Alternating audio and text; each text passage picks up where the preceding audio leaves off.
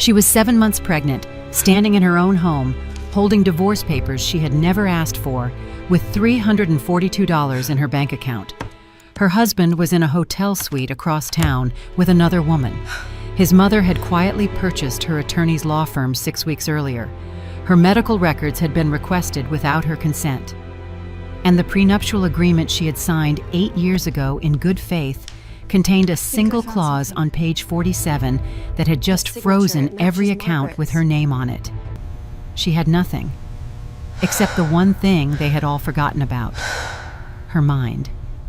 Because before she was a wife, before she was a society hostess, before she learned to arrange flowers and manage caterers and smile at charity galas, Evelyn Hartwell was a federal litigation attorney who once made a hedge fund manager cry in a deposition. And the people who had spent 14 months dismantling her life were about to find out exactly who they had been dealing with. This is not a story about a woman who was destroyed. This is a story about a woman who waited until she understood the entire battlefield before she moved.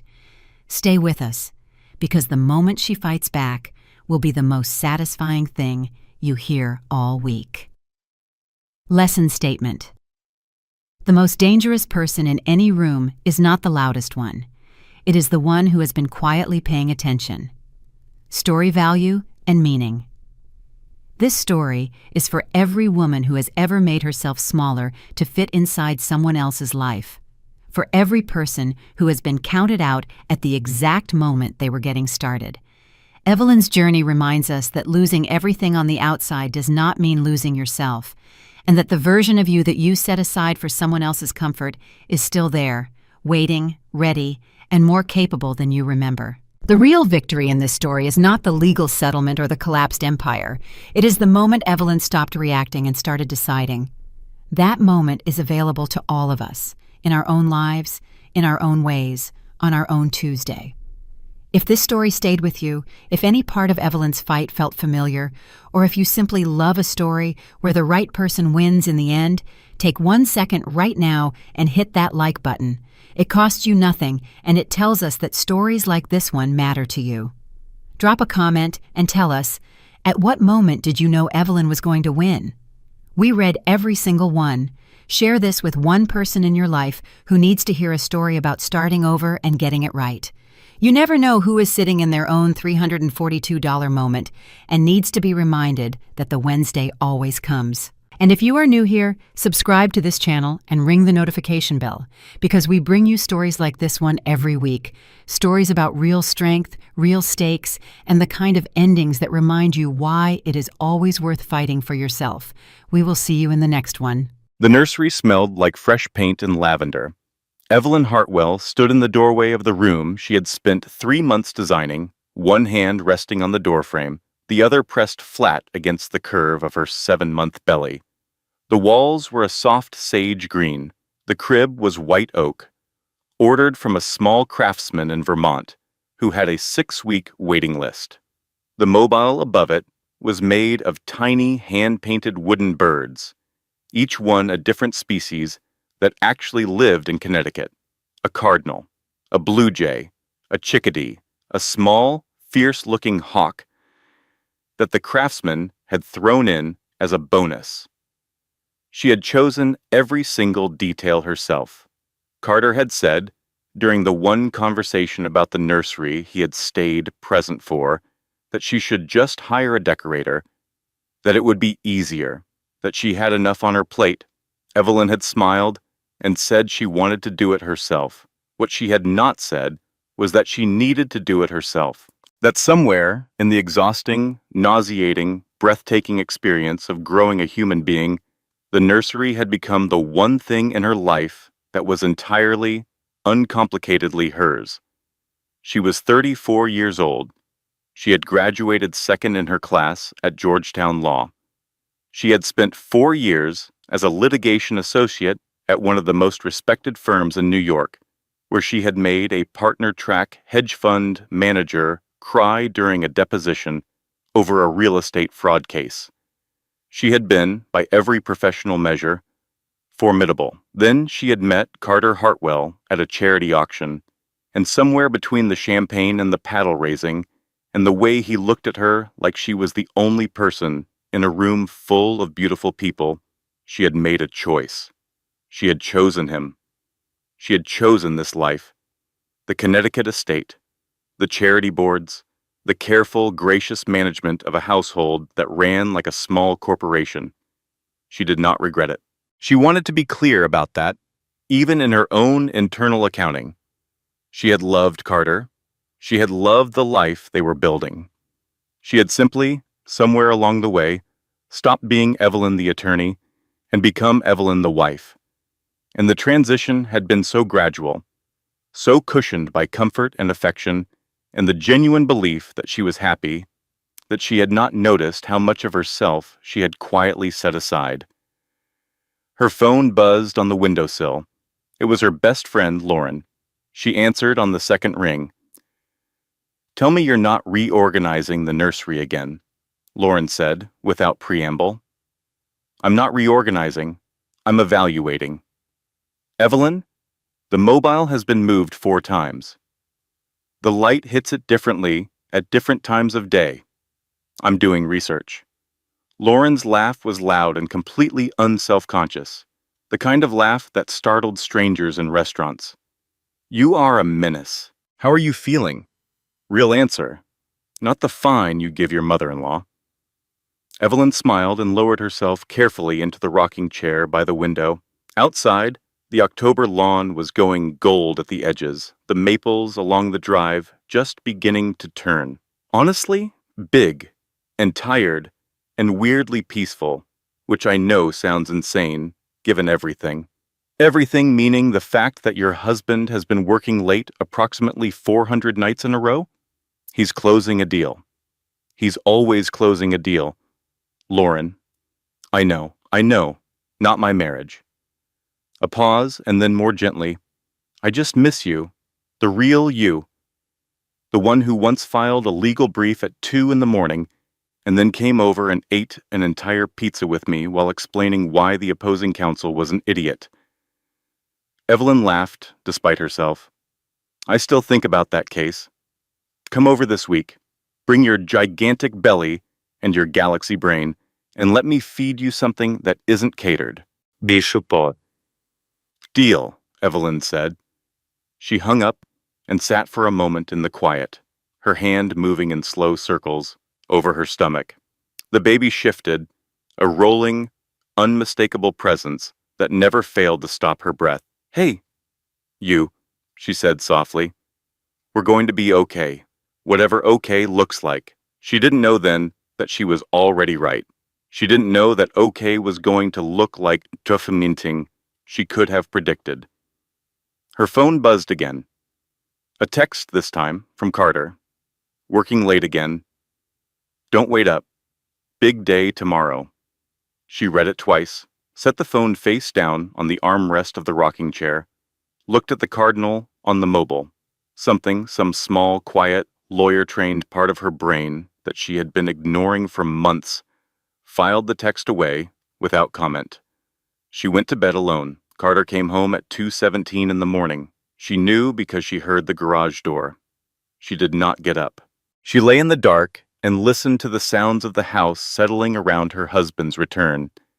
The quiet footsteps, the sound of the bathroom door, the careful way he got into bed so as not to wake her. She was not asleep. She did not tell him that. In the morning, he was gone before she came downstairs. There was a note on the kitchen counter next to the coffee maker. It said, "Early call with London. Back for dinner." He had drawn a small heart at the bottom, the kind he had been drawing on notes since they were dating. A 2-stroke habit that used to make her feel chosen. She made her coffee. She drank it standing at the kitchen window, watching the morning light move across the lawn. She was not unhappy. She needed to be precise about that, even now, even knowing what she knows. She was simply, for the first time in a long time, paying attention. It was a Tuesday in late October when Evelyn found the receipt. She was not looking for it. That was the part she would return to later, the part that would seem almost cosmically arranged, as if some version of the universe had decided she had waited long enough.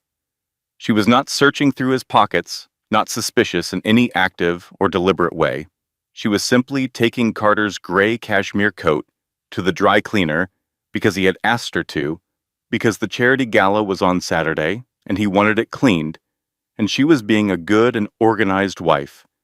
And her hand went into the inside breast pocket to check for forgotten items, the way you always check before dry cleaning, and she pulled out a small cream-colored envelope. It was from Whitmore and Sons. She knew the name. Everyone in their social world knew the name. Whitmore and Sons was a private jeweler on East 73rd Street in Manhattan, the kind of place that did not have a window display, only an unmarked door and an appointment system and a reputation for discretion so total it bordered on clinical. Carter had bought her engagement ring there. She opened the envelope. The receipt was for a bracelet. Rose gold, set with alternating diamonds and emeralds.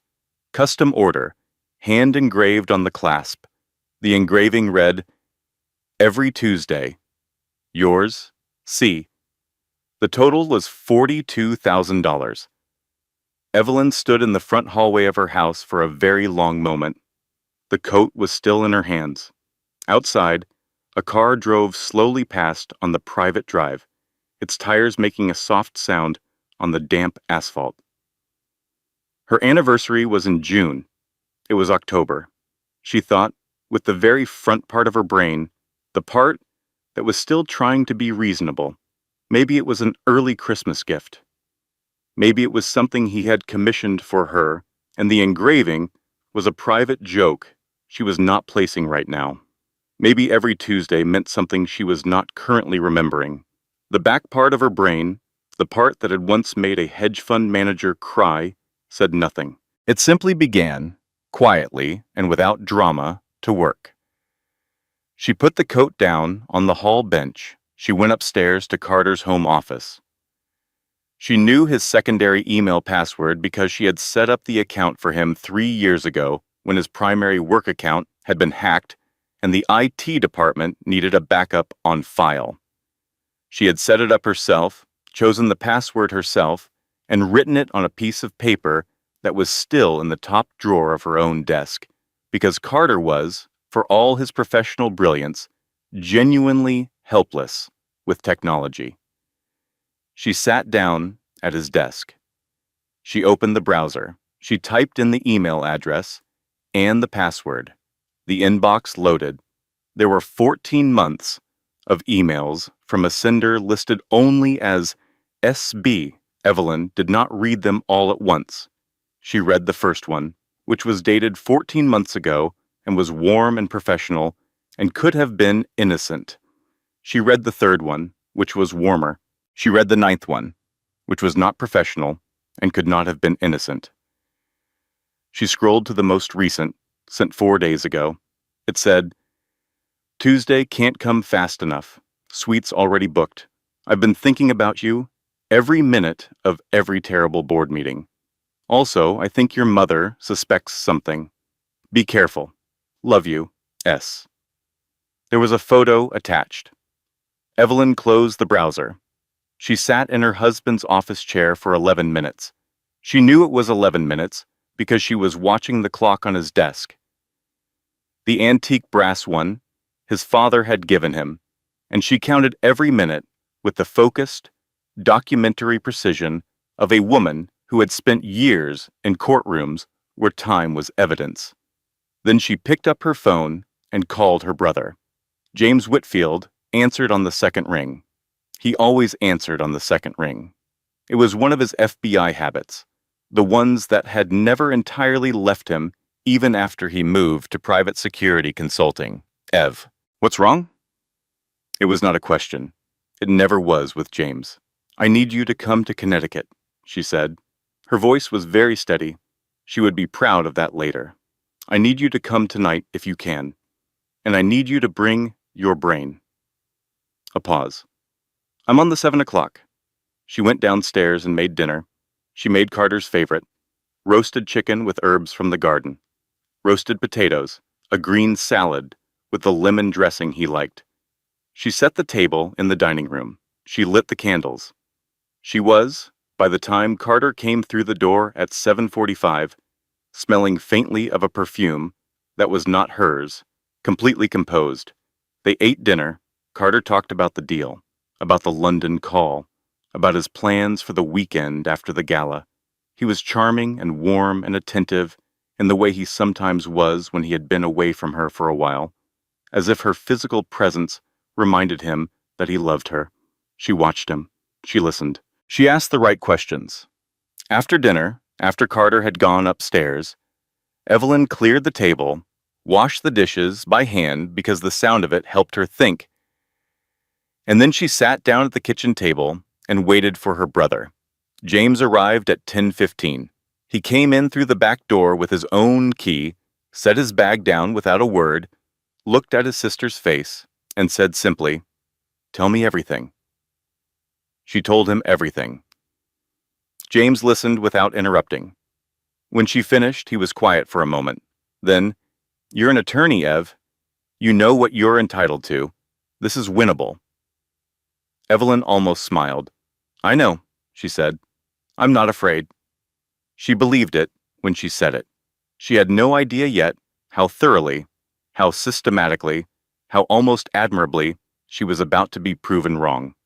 Carter came home the following Tuesday at 11:45 at night. Evelyn was sitting in the living room with the lights on.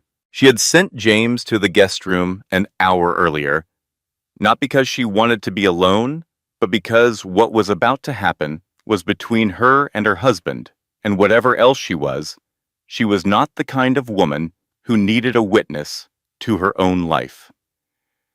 Carter walked through the front door and stopped. He looked at her sitting there, calm and upright in the wing-back chair by the fireplace, and she watched his face do something she had never seen it do before. It collapsed very briefly, like a building that has had its central support removed, and then reconstructed itself into something that was trying very hard to look like a man facing a difficult conversation. He knew, immediately.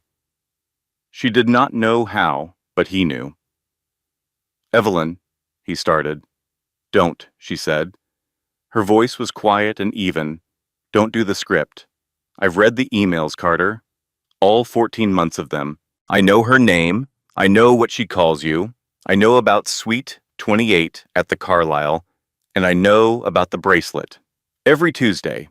That's quite a dedication." He sat down heavily on the couch across from her. He put his face in his hands for a moment.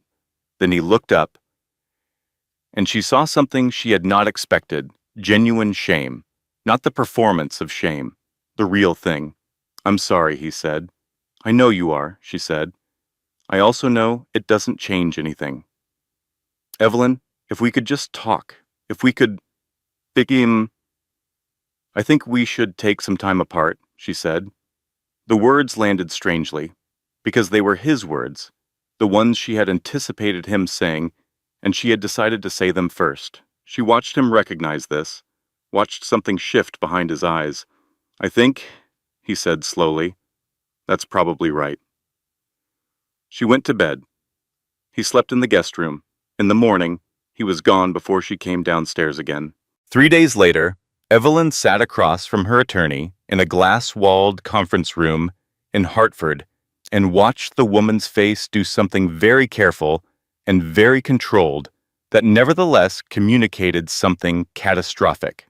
"The prenuptial agreement," the attorney said, setting the document on the table between them, "contains a clause on page 47 that I want to walk you through very carefully." Evelyn looked at the clause. She read it twice. She had signed this agreement 8 years ago. She had read it carefully at the time. She had been an attorney. Of course she had read it. But she had been 26 and in love, and the agreement had been presented as a formality, a Hartwell family tradition, something Margaret had insisted upon, and Carter had apologized for, and which Evelyn had signed with the quiet confidence of a woman who intended to be married forever. The clause on page 47 stated that in the event of a separation initiated by either party during a pregnancy resulting from the marriage, all joint financial accounts would be frozen for a period of 90 days pending legal review. My personal accounts, Evelyn said carefully. Her attorney looked at the table. Were transferred to a joint account 14 months ago. According to the banking records, Carter initiated the transfer. You signed the authorization form. Evelyn remembered signing the form. Carter had said something about tax efficiency, about consolidating for the accountant. She had signed it on a Tuesday morning in the kitchen between her second cup of coffee and a phone call about a charity gala. She had not read it carefully. She was an attorney. She had not read it carefully. How much is in my personal accounts currently? She said. It was not really a question. Her attorney slid a single sheet of paper across the table. $342. Evelyn looked at the number. She thought about the Connecticut estate, which cost $18,000 a month to maintain. She thought about her medical bills, her OB/GYN appointments, the specialist she saw every 3 weeks. She thought about legal fees. She thought about the fact that she was 7 months pregnant and had not drawn a salary in 6 years and had $342. Whoever drafted this prenuptial agreement, her attorney said very quietly, was preparing for this specific scenario. The clause, the timing of the account consolidation, the fact that it was done 14 months ago, which corresponds with the beginning of the affair. This was not accidental, Evelyn. Evelyn sat very still. She thought about the wing-backed chair and the lights on and her own voice saying, "I'm not afraid." She thought about how certainty felt in the moment before it was taken from you. She said, "What are my options?" They talked for 2 hours. At the end of it, the picture was clear, and it was not good. She could fight the prenup, but the process would take months and require significant legal fees she did not currently have. She could request emergency interim support, but Carter's legal team had already filed a counter motion that morning, which meant Carter had known this meeting was happening, which meant someone had told him. She drove home. She sat in the driveway for a long time. Then she called Lauren. "I need to stay with you for a while," she said. "I can pay you back. Eventually." Lauren's response was immediate and absolute. "If you offer me money, I will never speak to you again. Come now. I'll make up the guest room. Bring whatever you need." Lauren's house was 12 minutes away, a warm and slightly chaotic craftsman bungalow that smelled like coffee and dog and the particular comfortable disorder of a life fully lived. She had 3 dogs, a teenage son named Cooper, who communicated primarily in shrugs, and a kitchen table that was always covered in something interesting. Evelyn arrived with 2 suitcases. Lauren opened the door, looked at her best friend's face, and said, "Come in, I made soup." Cooper appeared in the hallway, looked at Evelyn's enormous pregnant belly and her 2 suitcases, and said, "Is this a movie situation?" "Cooper," Lauren said. "What? I'm asking." "Go do your homework." "I did it. Do it again." Evelyn laughed. It was small and exhausted, and completely real. Lauren put her arms around her, carefully, making space for the baby, and held on. "Okay," Lauren said into her hair, "we're going to figure this out." She said it the way people say things they are not entirely sure of, but fully intend to make true.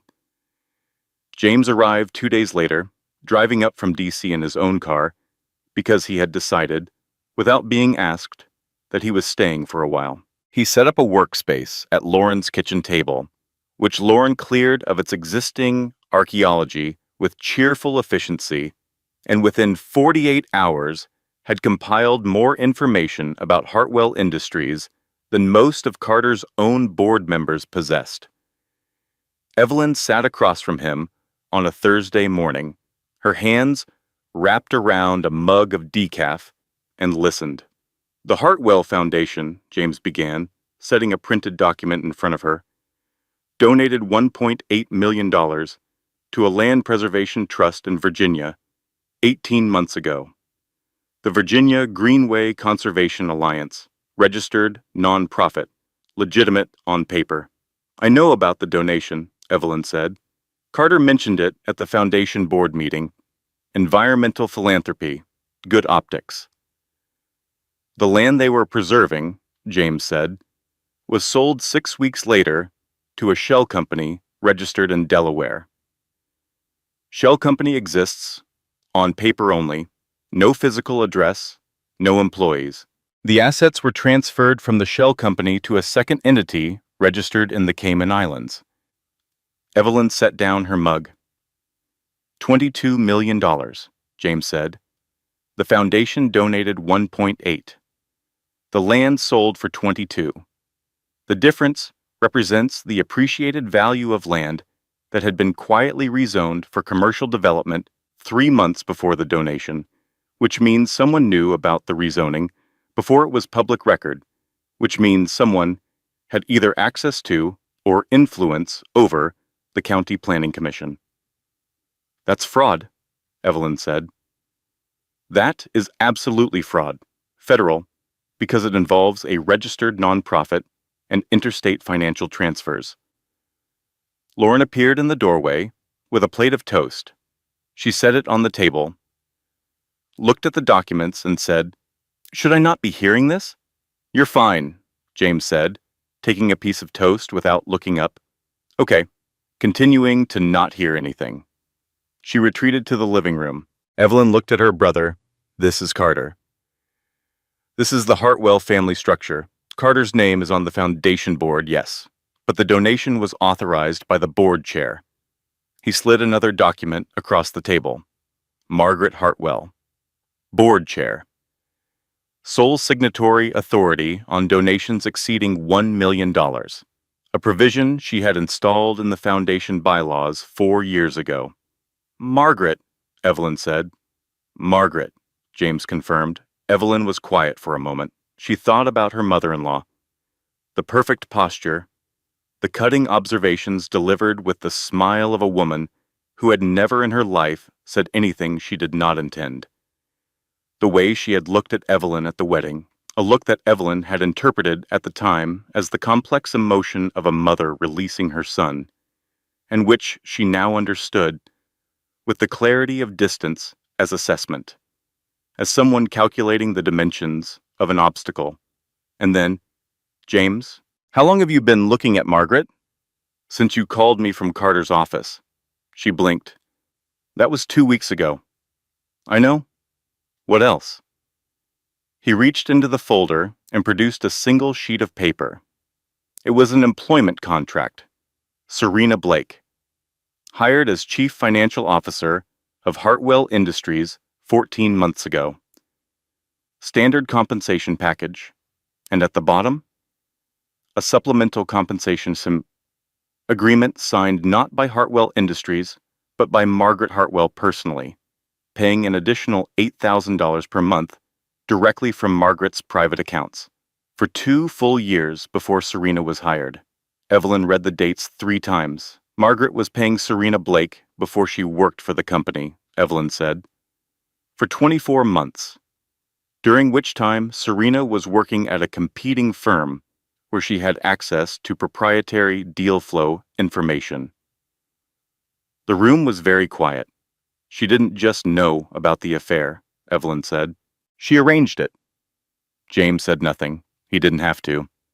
Evelyn thought about it, the architecture of it, the patience required, the cold-blooded precision of a woman who had decided her son's wife was an inconvenience and had spent 2 years engineering the solution. She had recruited Serena, had placed her, like a chess piece, into Carter's professional life, had paid her to be available, to be appealing, to be everything that Evelyn, busy managing a household and growing a baby and maintaining the gracious public life of a Hartwell wife, could not be in a given Tuesday evening. She had not stolen Evelyn's husband.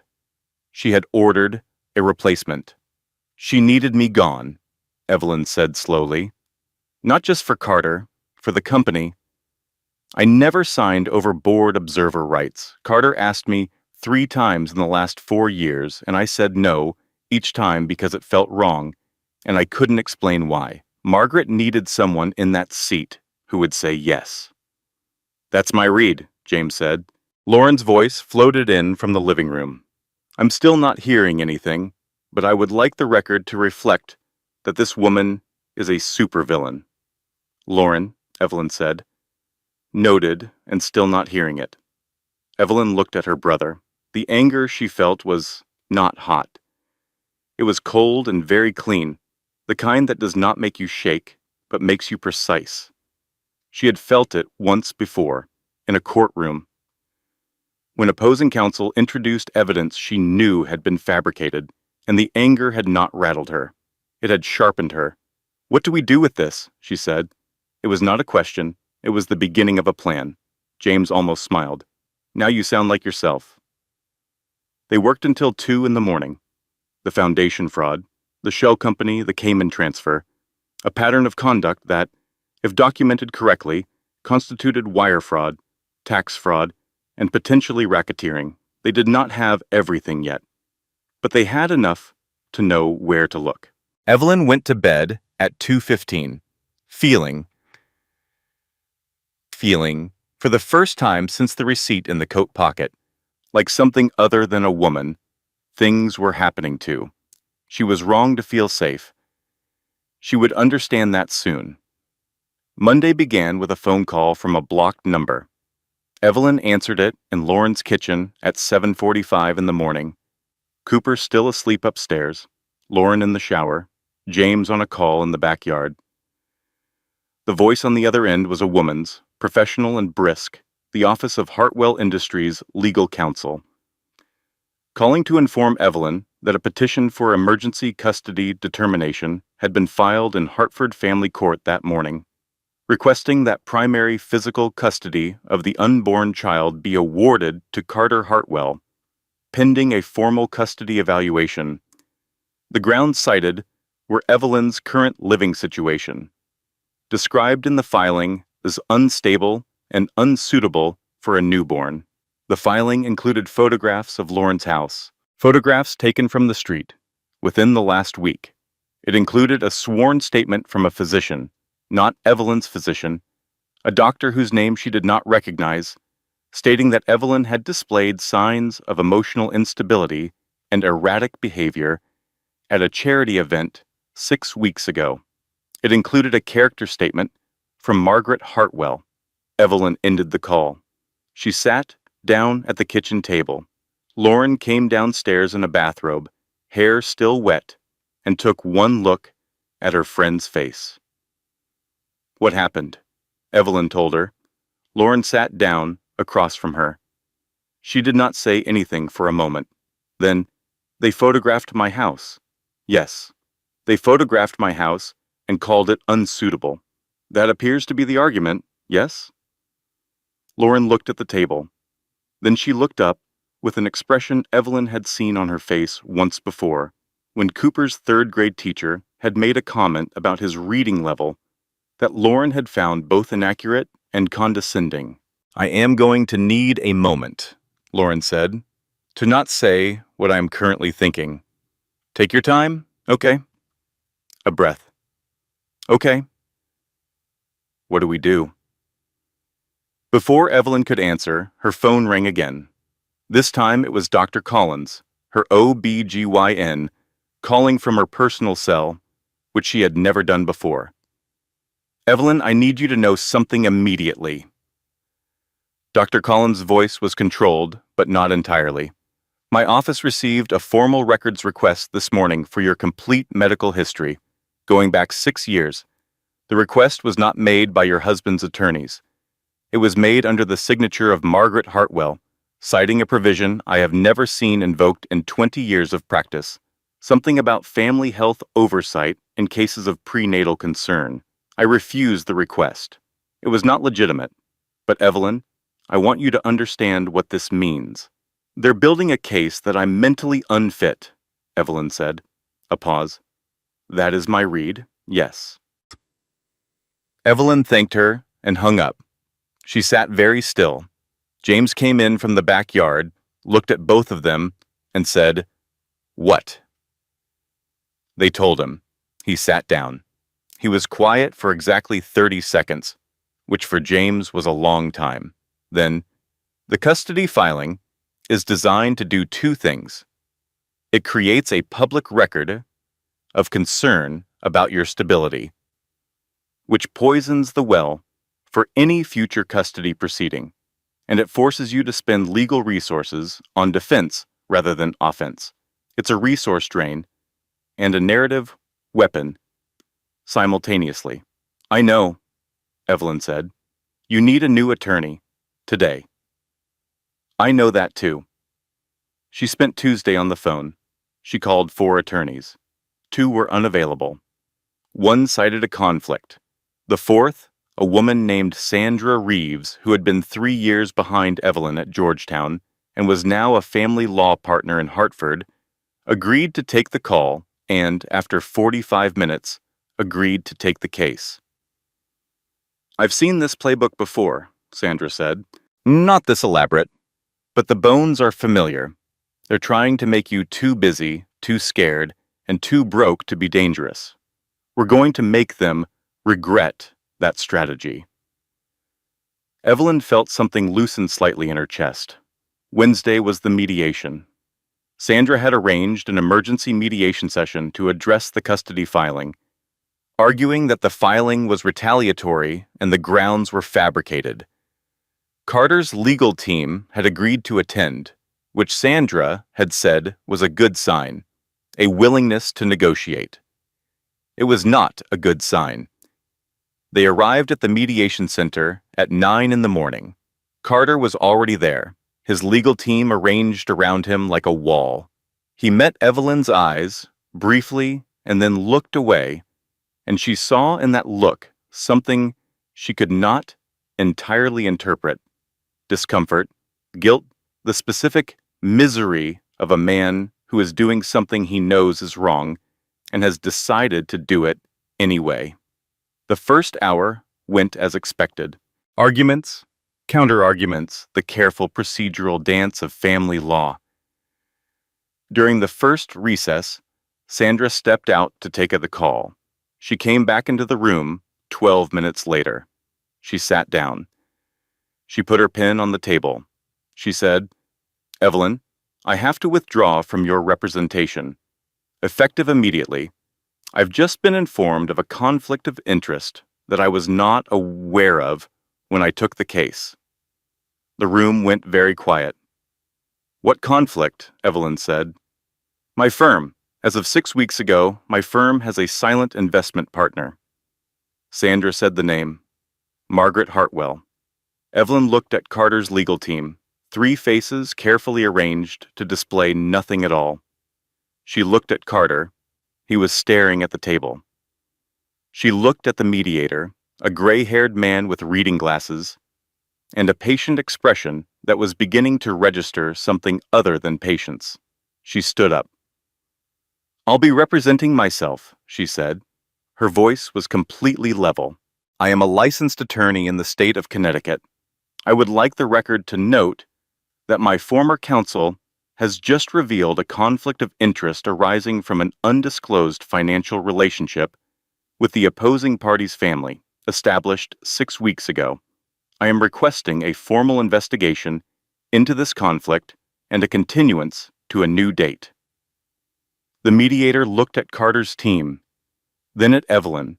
Then he removed his reading glasses and set them on the table. "Mrs. Hartwell," he said slowly, "I'm going to grant the continuance." Evelyn nodded once. She picked up her folder. She walked out of the conference room, down the corridor, through the glass doors, and into the women's restroom at the end of the hall. She made it to the wall before her legs stopped working properly. She stood there, her back against the cool tile, both hands pressed flat against the surface, breathing. In, out, in. The fluorescent light hummed above her. A faucet dripped somewhere. She was 7 months pregnant. She had $342. She had no attorney. She had a custody filing against her and a medical records request and a mother-in-law who had just demonstrated that her reach extended inside the legal firms of Hartford, Connecticut. She breathed. She pushed off from the wall. She washed her hands. She went back out to the parking lot where James was waiting beside her car, having watched all of it through the glass doors with an expression so controlled it was almost frightening. She bought Sandra's firm, Evelyn said. I know. 6 weeks ago. I know. She knew we'd need a family law attorney. She preemptively bought the conflict. Ev? What? Get in the car. She got in the car. That night, she woke at 2 a.m. with contractions. The contractions were not regular. That was what she told herself as she lay in Lauren's guest room, counting the seconds between them. The familiar, focused calm of a woman who has spent 6 years managing everything, refusing to yield even now to simple panic. They were irregular. Probably Braxton Hicks. Probably stress-induced. She was a reasonable person, and she would monitor the situation, and if they became regular, she would call Dr. Collins. And there was no reason to wake anyone at 2:15 in the morning over probably Braxton Hicks contractions. By 2:47, they were 6 minutes apart. She called Dr. Collins.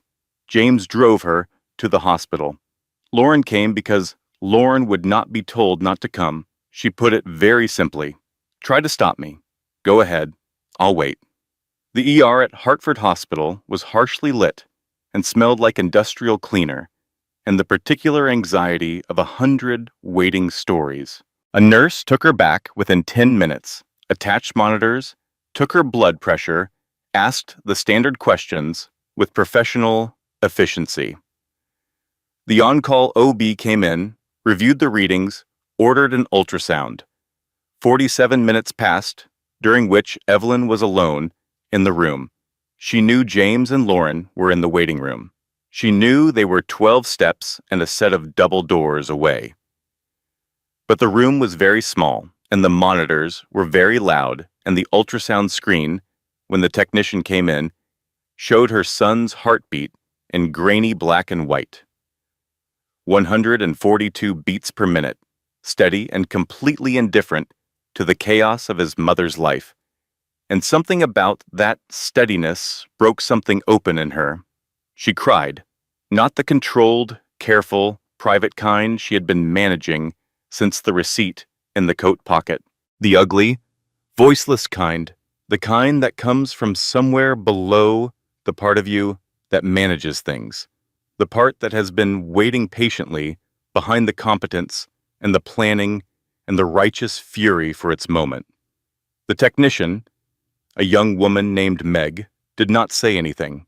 She handed Evelyn a box of tissues and adjusted the monitor angle so Evelyn could see the heartbeat more clearly and continued the scan with quiet, matter-of-fact kindness that Evelyn would remember for the rest of her life. The contractions slowed. By 4 a.m, they had stopped. False alarm, stress-induced. The baby was fine. She was fine. She needed to rest, reduce her stress levels. Classic advice delivered by the on-call OB with the gentle, slightly helpless look of a doctor who knows perfectly well that telling someone in crisis to reduce stress is both correct and essentially useless. Doctor. Collins arrived at 4:30, off-duty, in her coat, having been called by the on-call team as a courtesy. She sat in the chair beside Evelyn's bed, and they talked for a long time. Tell me what happened today, Dr. Collins said. Not the medical version, the real version. Evelyn told her. All of it, the mediation, Sandra, Margaret, the wall in the bathroom. Dr. Collins listened. She was a small woman in her 50s, with reading glasses she wore on a chain, and the specific, hard-won calm of someone who had sat with people in the worst moments of their lives for a long time. You need to stop carrying this alone, she said when Evelyn finished. Who in your life actually has your back? My brother, and my best friend who owns 3 insane dogs. Dr. Collins almost smiled. Then let them carry some of it. You're not failing by needing help. Evelyn, you are not weaker for being in this room right now. You are a woman under extraordinary pressure doing something physiologically extraordinary. And the fact that your body stopped you tonight was not a breakdown. It was information. Your body told you something. Are you going to listen? Evelyn was quiet for a moment. The dogs are actually very sweet, she said. Then go home to the dogs, Dr. Collins said, and get some sleep, because tomorrow you're going to need your brain. Evelyn was released at 6 in the morning. James drove home in the early light. Lauren sat in the back seat next to Evelyn, not saying anything, holding her hand. Cooper was awake when they got back, sitting at the kitchen table with cereal and his phone, and when he saw Evelyn, he put the phone down and said, "I made extra cereal, in case." It was possibly the most unexpectedly touching sentence Evelyn had heard in weeks. "Thank you, Cooper," she said. "It's the kind with blueberries," he said, going back to his phone. "You can have it." She ate the cereal. She went to sleep. She slept for 11 hours. When she woke, she lay in the afternoon light of Lauren's guest room and thought about what Dr. Collins had said, about information and about the particular kind of clarity that comes not from intelligence or planning, but from the moments when your body overrides everything else and tells you the truth. The truth was this: she was not going to win this by defending. She had been playing defense since the receipt in the coat pocket. Reacting, responding, surviving. And every time she thought she had ground under her feet, Margaret took it away. She needed to stop defending. She needed to find the thing Margaret did not know she had. She thought about Dr. Collins. She thought about the way she had said Carter's father's name at the hospital, casually, in passing, the way you say the name of someone you have known for a long time. She thought about something. She reached for her phone. She called Dr. Collins at 8 o'clock in the morning. "I have an administrative question," she said. "About the records request you refused." "Of course," Dr. Collins said. Her voice was careful. "What would you like to know?" "The name on the request. You said it was Margaret Hartwell. Was there a physician co-signing? Someone with prescribing credentials?" "There was a Dr. William Marsh, geriatric specialist." "Thank you." Evelyn paused. "Dr. Collins, you've been Carter's family physician for a long time, 11 years. Is there anything in the public record that you think I might have overlooked?" A long pause, the kind that is not empty. "There are things I cannot tell you," Dr. Collins said carefully, "but there are things that are a matter of public record. I sometimes think people overlook obituaries. They contain a great deal of information if you read them carefully." She said nothing more. Evelyn thanked her and hung up. She searched for the obituary of Richard Hartwell, Carter's father, who had died 4 years ago. She had attended the funeral. She had stood beside Carter at the graveside and held his hand and felt genuinely sad for him, because Carter's grief had seemed genuine, had seemed like the one thing in those weeks that was entirely real. The obituary was 2 columns in the Hartford Courant. She had read it at the time. She read it again now. The 3rd paragraph mentioned a long private illness and requested memorial donations to the Connecticut Neurological Research Institute, specializing in early onset cognitive disorders. She searched Dr. William Marsh, geriatric specialist, board certified in neurology with a subspecialty in cognitive decline assessment. She called James, Carter's father, she said, before he died. "I need everything you can find about his medical situation, his mental capacity, and specifically, anything related to document signings in the last 18 months of his life. James was quiet for a moment. What are you thinking? I'm thinking about the board control transfer. The moment Margaret became the sole executive decision maker for Hartwell Industries. When exactly did that happen? I can find out. I think it happened while Richard was sick. I think it happened at a point when a neurologist might have something to say about his capacity to sign documents. Another pause. Then, give me 4 hours. He called back in 3. The board control transfer had occurred 22 months before Richard Hartwell's death, executed via a comprehensive power of attorney document that Richard had signed, granting Margaret sole executive authority over all business assets. James had contacted a trust and estates attorney in D.C., a colleague, off the record, who had reviewed the document and the timeline. Richard Hartwell, James said, was diagnosed with early-onset cognitive decline 14 months before that document was signed. His own physician at the time, now retired, made a note in Richard's file, a private file, that he had concerns about Richard's capacity for complex financial decisions. That note was never acted on, but it exists. And our attorney friend in D.C. believes that if 3 independent neurologists reviewed the timeline and the medical history, there is a substantial argument that Richard lacked legal capacity when he signed that power of attorney. Which means, Evelyn said slowly, which means Margaret's authority over Hartwell Industries is built on a document that may not be legally valid, which means the board control she has exercised for 22 months, including the foundation donations, the land deals, the fraud, all of it was executed under authority she may not have legitimately possessed. The silence stretched. She's not just a villain, Evelyn said. She's a fraudulent executive. The whole thing may constitute elder abuse, James said, which is a state crime in Connecticut, a federal offense if it involves financial exploitation across state lines, and which triggers mandatory reporting requirements for medical professionals who become aware of it. Dr. Collins, Evelyn said. Dr. Collins, James confirmed. Evelyn sat with the weight of it for a moment. It was enormous. It was also, she recognized with the cool precision of a woman who had spent years building cases, almost airtight. I need to talk to Serena Blake, she said. James went quiet. Ev?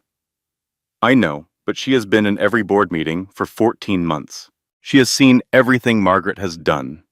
And right now, she thinks she's Carter's future. She doesn't know what Margaret does with pieces when they're no longer useful. What are you going to say to her? The truth, Evelyn said. I'm going to tell her the truth and see if she's smart enough to understand it. She had Serena's personal cell from Carter's secondary email, a number sent in a message 8 months ago with the casual intimacy of people sharing a private world. She dialed it on a Thursday afternoon. It rang 4 times. She was composing the voicemail in her head when the line clicked open. Hello? Serena's voice was cautious, controlled, the voice of someone who has been expecting an unpleasant call and has prepared for it. This is Evelyn Hartwell, Evelyn said. A silence, then. I know who you are. I imagine so. I'd like to talk to you. Not about Carter, about Margaret. Another silence, longer. Why would I talk to you about anything? Because, Evelyn said, Margaret Hartwell just began interviewing for your replacement.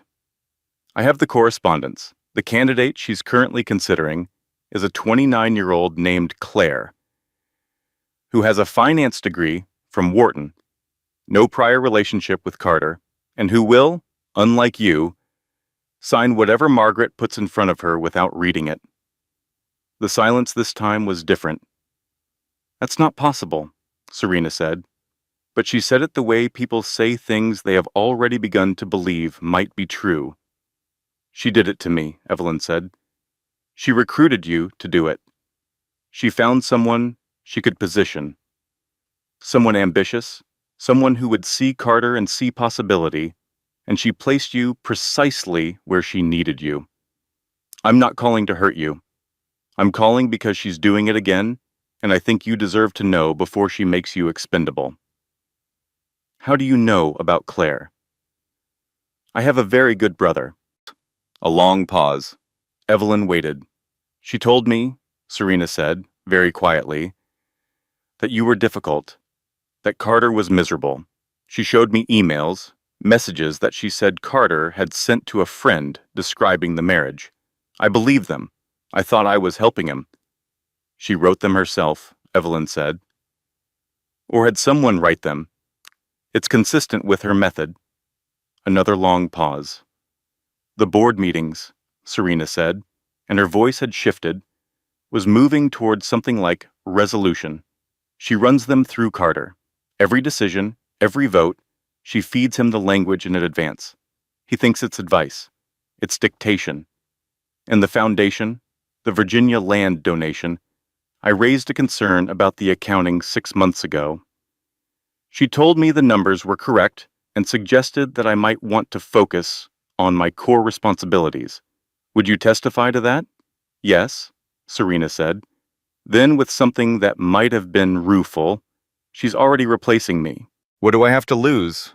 A pause. I'm sorry, Serena said, for what I did.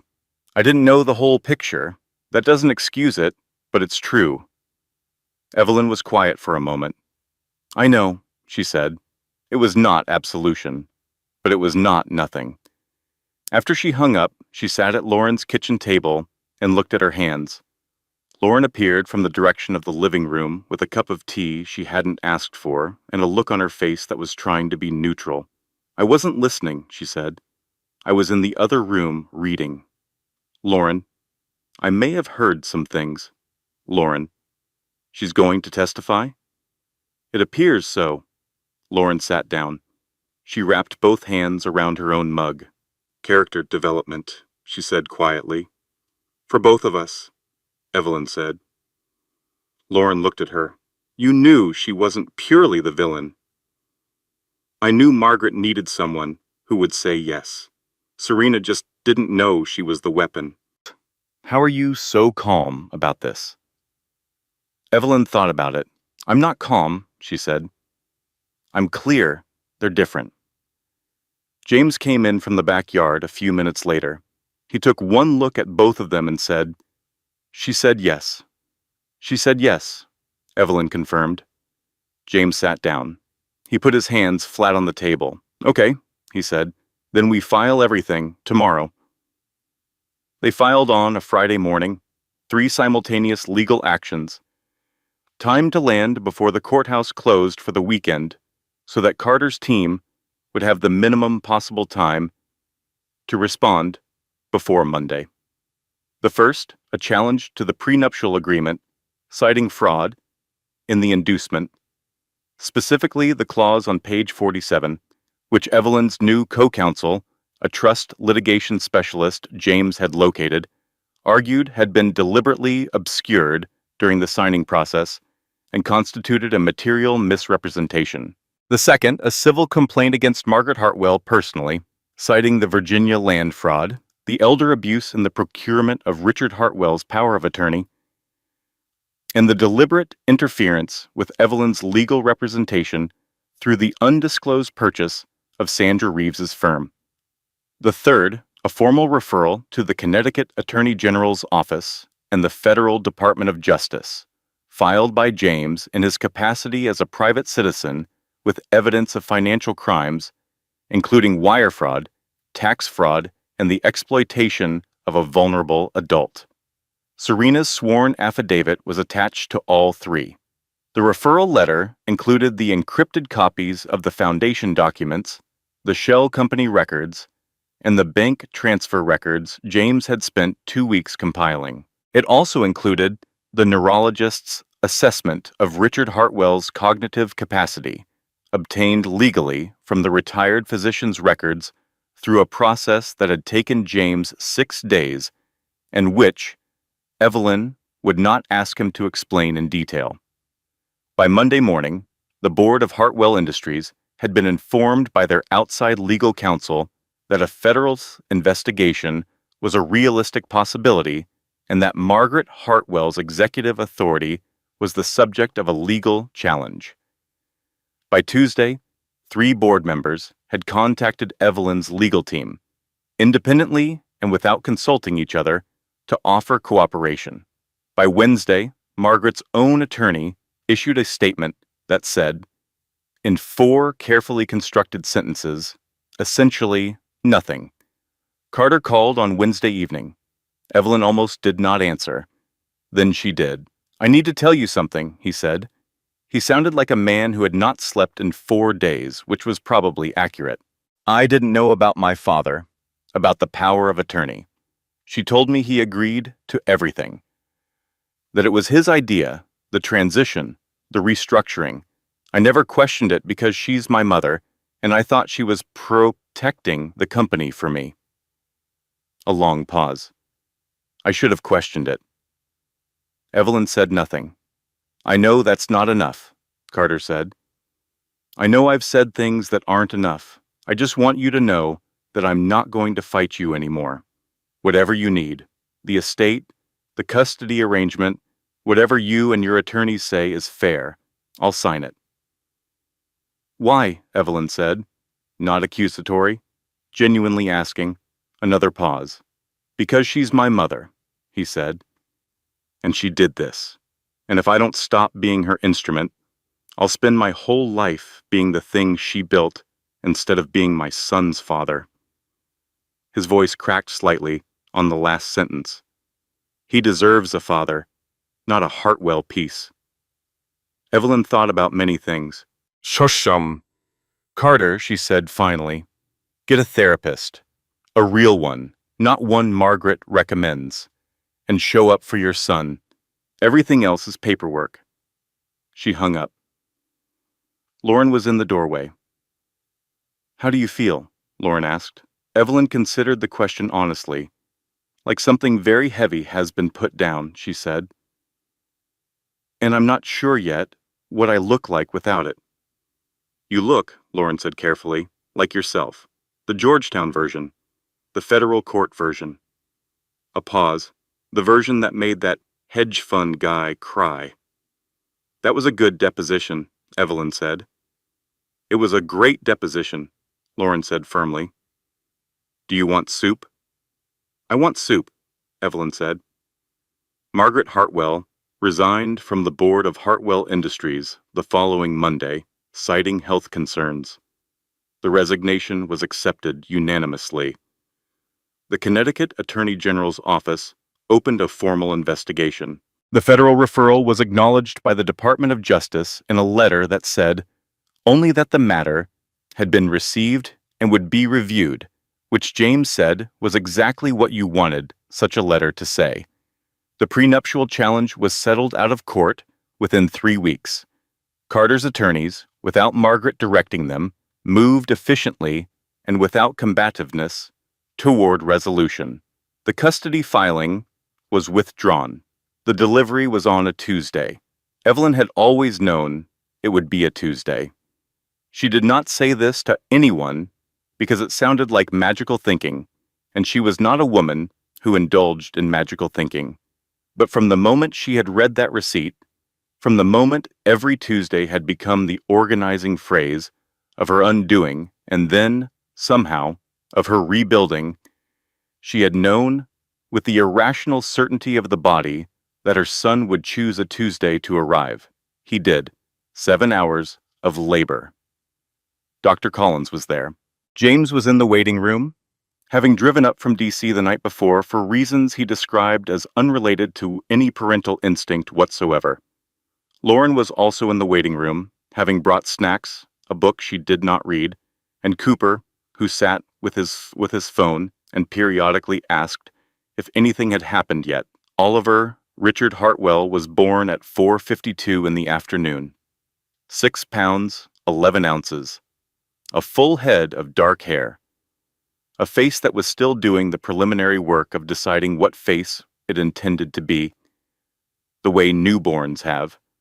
That particular liquid, unformed quality of someone who has just arrived and is still loading.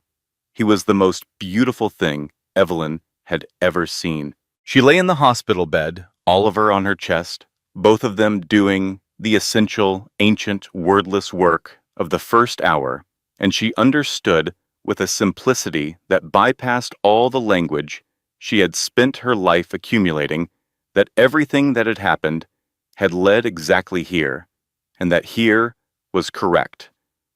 Carter came in at 6 o'clock. He had called ahead, which she appreciated. He came in quietly, without the legal team, without the performance of fatherhood.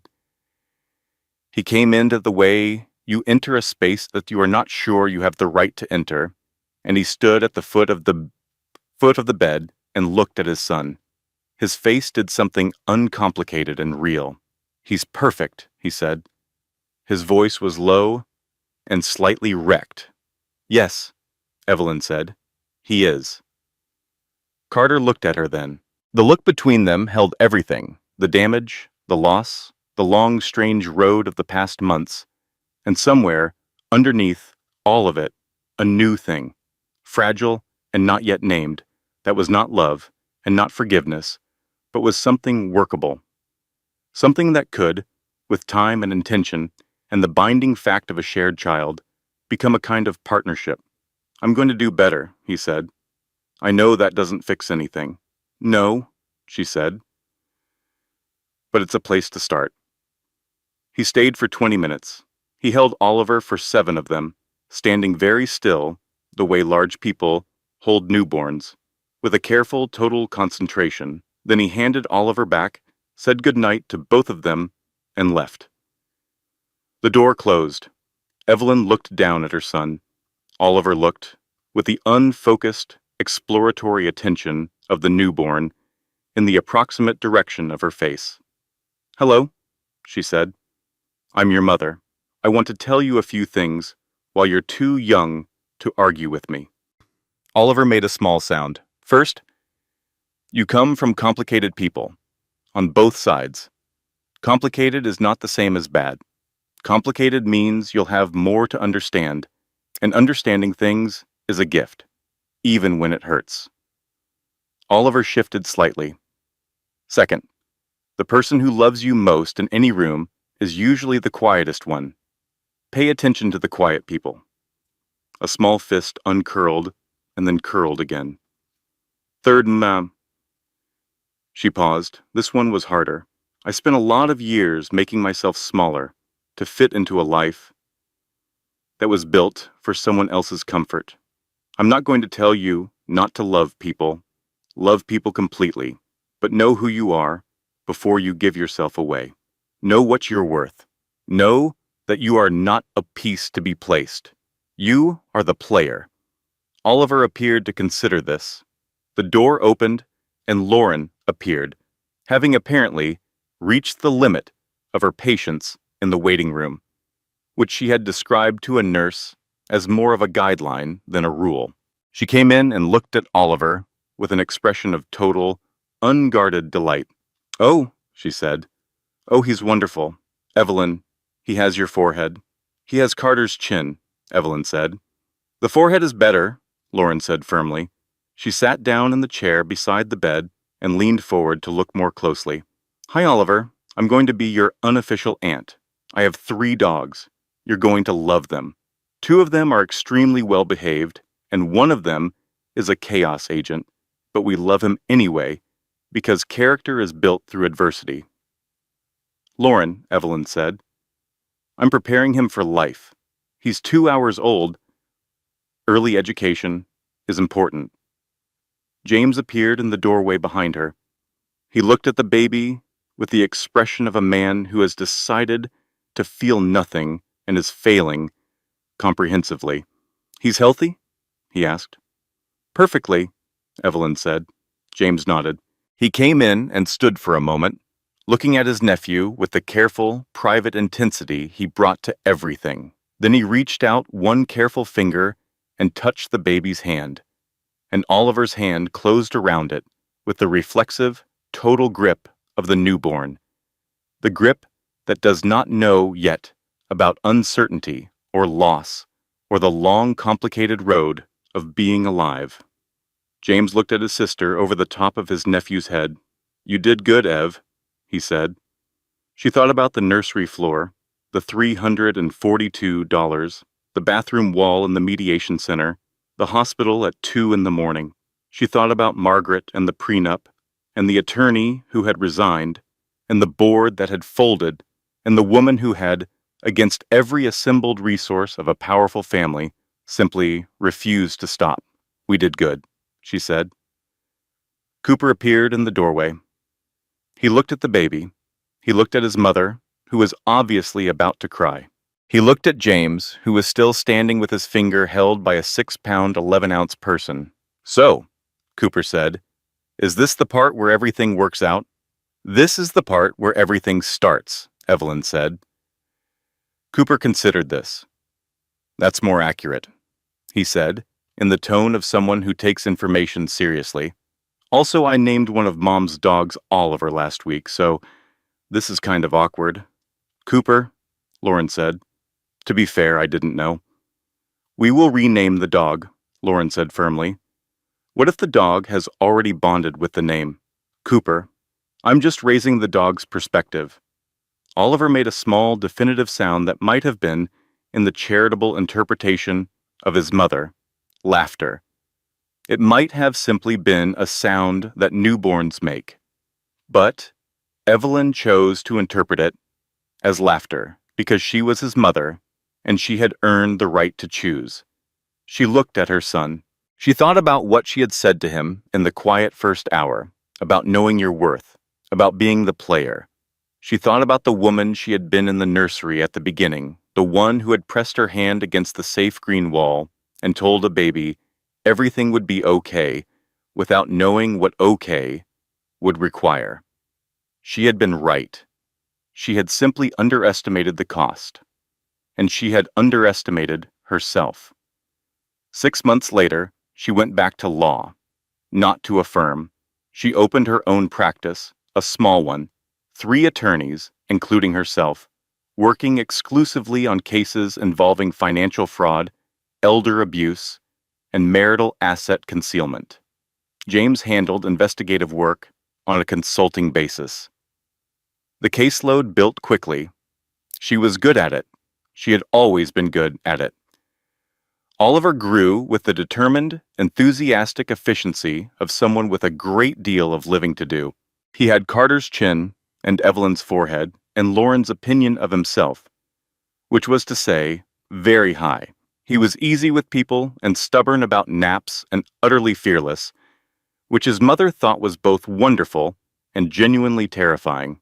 Carter was in his life, consistently, carefully, and increasingly genuinely.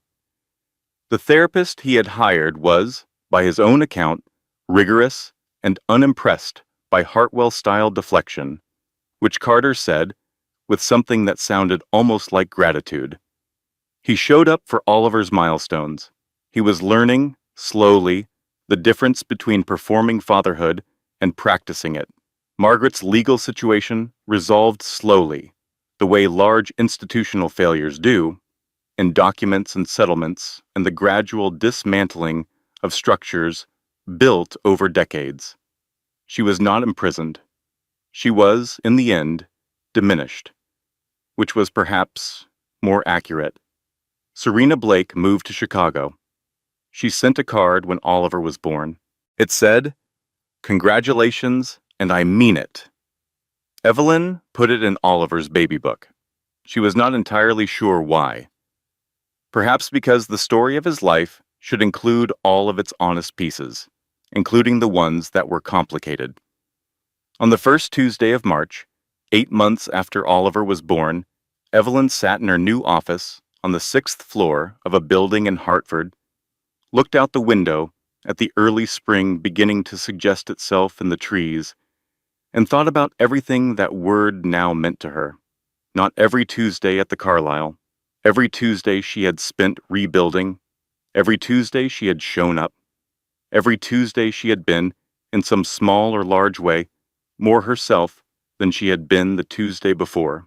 Her assistant knocked. "Your 9 o'clock is here. Send them in," she said. She turned from the window. She had work to do. Closing editorial note. The content of this story, including its characters, narrative arc, emotional themes, and dramatic structure, was researched, developed, and manually edited by our creative team with the sole purpose of delivering meaning, emotional resonance, and genuine life lessons to our audience. Every scene was crafted with intention. Every character was built with care. We believe that the stories we choose to tell shape the way we see ourselves and each other, and we take that responsibility seriously. Thank you for watching, for listening, and for being part of a community that values stories that actually mean something